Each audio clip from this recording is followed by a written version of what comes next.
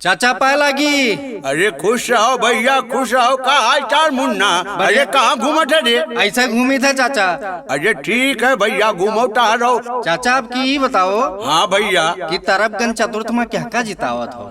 अरे भैया, अरे अपन लड़का बब्बू सिंह अरे बहुत सम्मान करता है, जहाँ मिलता है पैर छूटा है, चाय पानी पिलाता है। अरे भैया जान लो, बहुत बढ़िया आदमी बब्बू सिंह का जितावे है। बिल्कुल बिल्कुल, बहुत बढ़िया आदमी। अपनी अम्मा से कही दियो, चाचा चाची से कही दियो, आपकी तरफगंज चतुर्थ माँ अरे बब्बू सिंह का जिताए दिए है, अपन जिला पंचायत सदस्य बनाए दिए है। ठीक है चाचा, कह दे अब सबसे। तो चलो चली मिली आवाज आए भैया बब्बू सिंह से। चलो मिली। अरे चलो मिली, चलो आओ चलिए।